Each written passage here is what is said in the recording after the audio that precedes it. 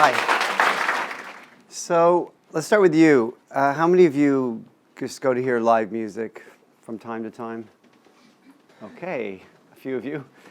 And is there anything that frustrates you about that experience?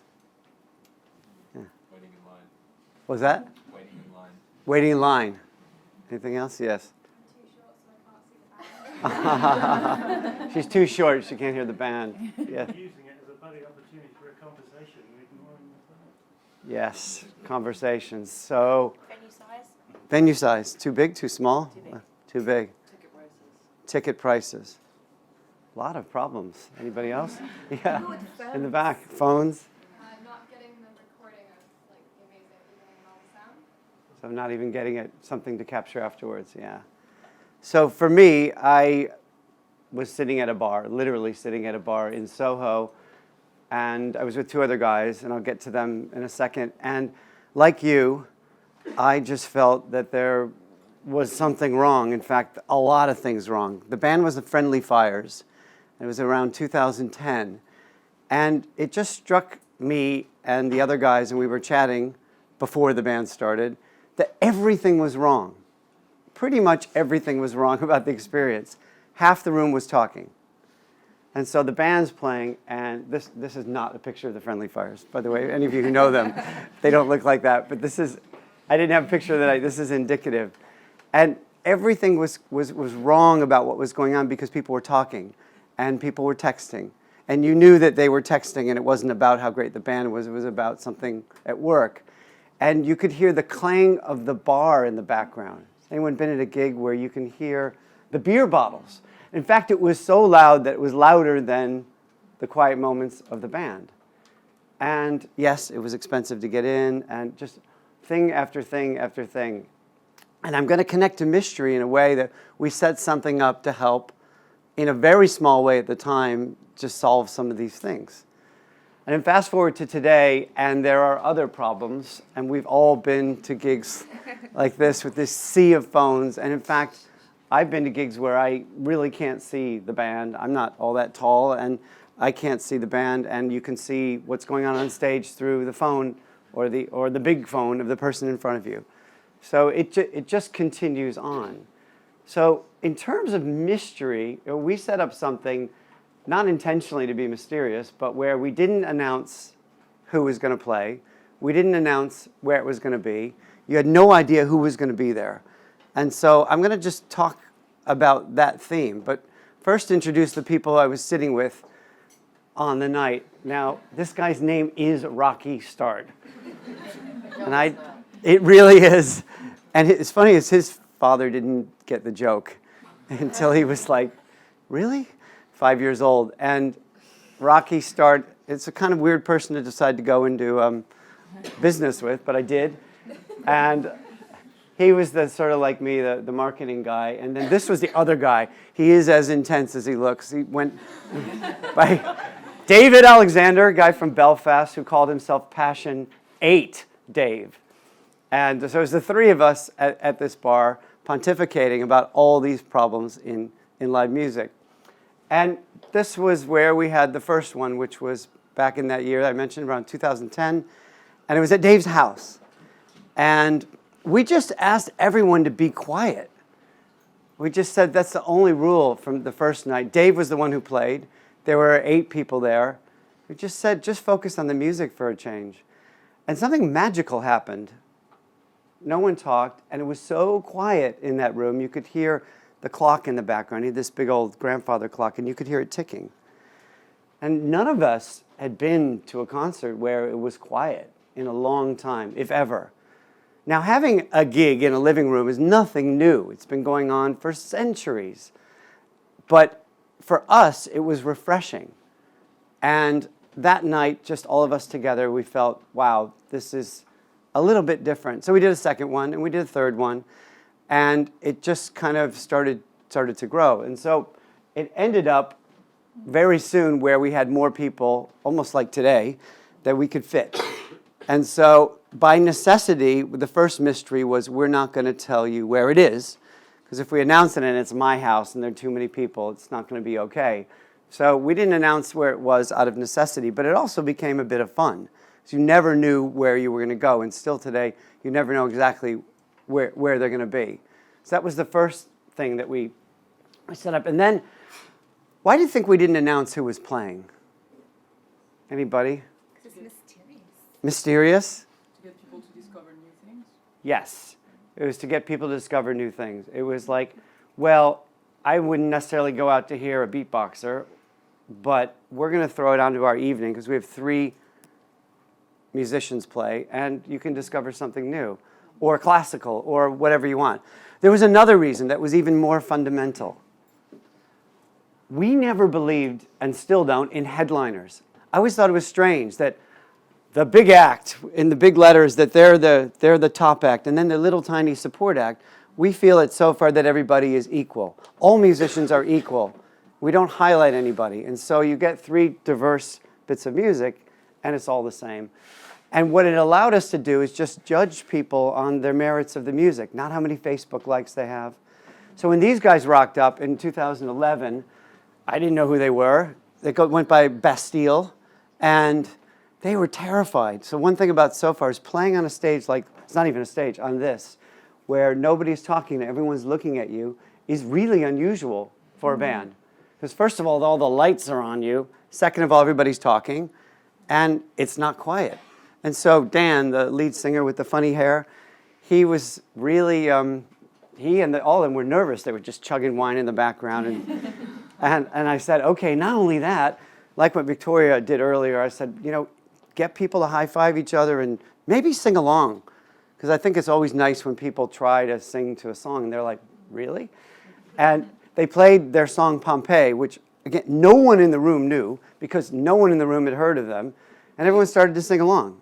And this was kind of nice. So that was the reason that we just decided to cut to this sense of mystery. And I think I'll keep going, and then I wanted to intersperse a few videos to give you a sense. Has anyone ever heard of this concept before today? Oh, okay. So I don't have to play loads of videos, but I'll just give you a sense. Maybe we can cut. I want to show one thing in terms of discovery. I'll tell you a story just about the secret lineup. So those of you who have been, or if you haven't been, it's kind of fun. We just judge people on, whether we think they'd be fun to hear in a space like this. And we'll go to Yeba, which is this one. So here's an example of something that literally just happened last week. And I'll tell you the story in a second about discovery.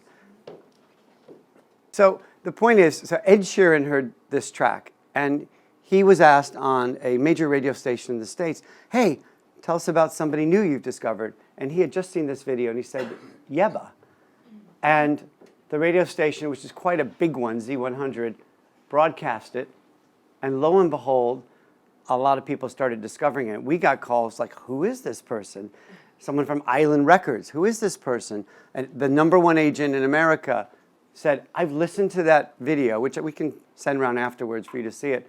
Said, I've listened to her 10 times in 3 days. And then Ed Sheeran on the radio said, yeah, it made me cry. So good. You can listen, it gives me chills. You can listen on your own. But the point was about not announcing who plays. It allows you a chance to surprise people. And in this case, we were really thrilled that we were able to give somebody a boost who no one had heard of.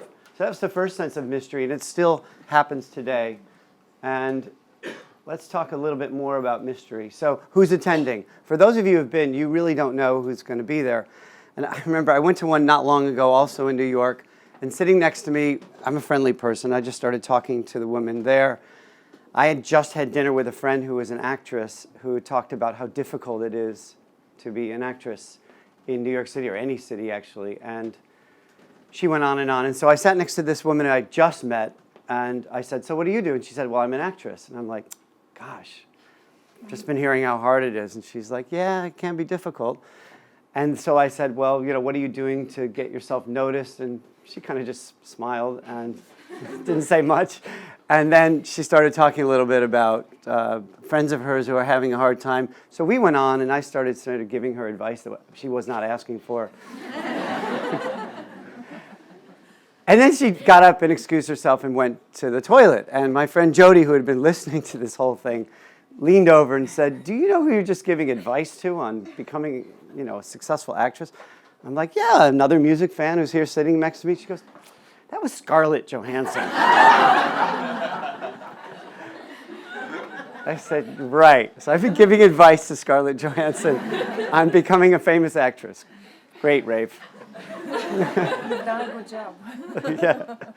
So you never know it is so far, but again, the point of everybody is equal, and anyone can come and rock up and just be part of our community, and there she was. So we talked about where it could be. We've done things everywhere. This is in Oslo, so people didn't know where they were going to go, and it was the top of a ski jump, and so it was hard to get up there, but you got up, and then there's a little room at the very, very top that fits about the same amount of people as in here, and they had a great gig. So I think you can churn anything into something special with the right people. But again, this was a mystery, and this was very, very recent. So there's something else that happens with a community, which is people, we've grown, and we started in London, and now there are 300 cities. Gigs are happening literally every month. So if anybody's traveling, you're in Melbourne or Mumbai or Paris, just, if you like this sort of thing, check it out. But one thing that happens is we can't and we don't want to control everything. But if something's going wrong, then the community tells us. And so in Austin, Texas, of all places, the person leading it there wasn't really, feeling it. The music that was going on was not so good. It was just her friends. She was getting drunk beforehand, and there's nothing wrong with drinking, but not about doing it before you put on one of these events. And so somebody went from Dallas, unbeknownst to us, snuck in and filmed the whole thing and sent it to us because we had heard whispers of it. And as soon as we saw this footage, this mystery revealed, we shut it down because it wasn't right. We ask just for that people are respecting the music and bringing the magic back to it, not destroying it. So it's interesting that when you build a community, I don't know if any of you are involved in different communities or want to start something, but if you have a set of rules, and ours is simply no talking, respect the music, put on stuff you love, as soon as people break it, it becomes interesting how the community helps you fix it. This was also funny. One day, about 2 years ago, the Prime Minister tweeted about us. And I guess what happened was someone from his office was in there hearing about it, and they selected the person who was emceeing on the night, a guy named Rafe Fernando, to win this award that they give someone for volunteering every day. And that was really cool until you saw the comments. The first guy said, "Foreigner." Second guy's like, "Shocked he knows what a gig is." Third guy said, "I award you the title of Liar of the Century," etc., etc., etc. So you never know who's going to tweet about you. Sometimes it's not really the best thing. Yeah, and then it got ugly. So I think I'm going to just show for the last minute and then open up for questions. Another video just goes back to the comment about diversity. Just show Reaps. Has anyone heard of Reaps 1? One person? So, great. So we like to surprise people, and this guy, normally we were known for music. He came in, and he did his first ever performance without speakers and stuff. And he told me later his performance before that was to 10,000 people at a festival. And I'm like, really? And just the sense that in a room, surprising people with a mystery, because all I said was, this guy is going to present, is the next performer. And then he just did this. He went on to be studied. His brain is now being studied by UCL University. I'm serious, because they don't know how he does that. If you close your eyes, you think you're at a club. We can probably cut it. And he just was invited to Harvard to talk about voice. So, you never know what's going to show up at something like this. And that's that sense of mystery. Amazing. Everyone enjoyed it except the house cat who ended up puking on somebody's leg. Apparently the sound didn't go down with the cat really well. So that's it. start something with a bit of mystery and go do things you love. And that's what we've tried to do, just like here at Escape the City. So thank you. I open up for any questions. Bring it on. Yes. Hi. So Hi. you've been running Sofar for what, 6, 7 years? Yeah. Something like that. Yeah. And I noticed that you've recently started charging. Yes. for events. What has the reception been from the community? Has it been- Challenging question, dude. Yeah, that's a great question. It's a great question. So far, for the first 4 years, was basically free. And that's why I wear a hat. I would pass the hat around, literally. And we're in 300 cities. 292 of them are still free. And, well, you put money in the hat, which goes to the artist. But this went from taking 1 hour a week to 5 hours a week to 20 hours a week. And we just couldn't sustain it without taking some money in. So it would have died in London without some fixed fee. So we decided to charge £10. It's still bring your own drink, which I think for anyone who knows what drinks cost, you can bring your own bottle, and all of them are pretty much that way. So it's to help us get to the point where we can be sustainable. I also, about a few months ago, we were literally needing some money, and we were lucky enough that Richard Branson has invested. And so that's given us 2 years to figure it out to get to break even, which is the goal. What has the reception been from? Oh, sorry, that was your question. Shockingly, no complaints. Nothing. Everyone said, yeah, of course, you should charge. And some people would pay us like £1 each, which didn't make sense to hear talent like that, or I didn't, but James Bay who performed, or Hosier performed. So we just kind of said, really, is it really that much, 5 each? So the point is, there's been 0 complaints. People kind of expected it. A lot of people just said, what took you so long? But we were surprised. We were really nervous. Yes? I was just thinking, is there a selection process? Because you must get so many applications, both Yes. for venues and for artists. Yes. Who does the selection and how does it happen? Yes. So it's basically trying to be fair. So, like in Istanbul, if any of you want to go to Sofar there, they get 4,000 requests for every gig, and they can fit about 75. And so they just do it by randomized. We try to range it by age, and when we started, it was more about if you liked music, and we would ask you a few questions, like how many gigs do you go to a month? Choose the venue? Oh, sorry, you mean selection of the venue or the people? Because we also both. So we try to do it basically people at random. Venue, anything. Anything, literally. It just has to fit at least 50 people sitting on the floor, and the host has to be kind of chill. Yeah. And the artists? The artists, we have a review committee. Anybody here who loves music, come up to me afterwards. We welcome anyone. We just have like up to about 10 people listening, and you just vote yes or no. Would you want that in your house? Yeah. Basically is the question. Ignore if there are a lot of likes on Facebook, please. We try to avoid a lot of pop, but it's pretty much anything else. Other questions? Yes? You said things like Riviera, Yeah. phoning up asking about them. Do you provide any industry support to up-and-coming artists? Because I know you have bigger artists, but that's still breaking into the industry. So the majority is up-and-coming musicians. We're not a record label. The support we have is we create a video, and sometimes if they ask, we've helped bands get management, or in some cases signed to record labels. I remember, Benjamin Clementine?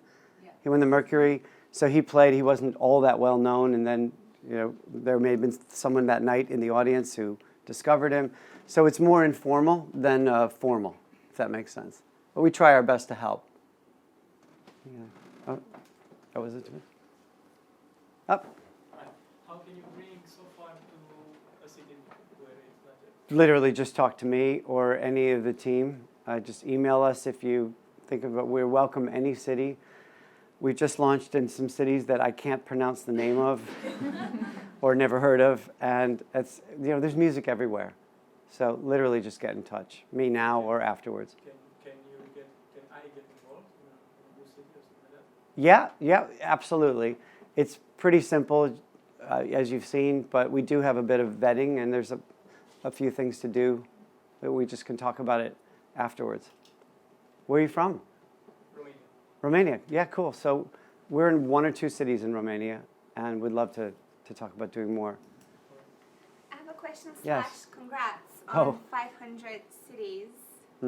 300 cities, 500 gigs. Concerts. Yeah. 500 concerts, 300 cities. How does that change in terms of the operations of so many gigs? How do you manage that?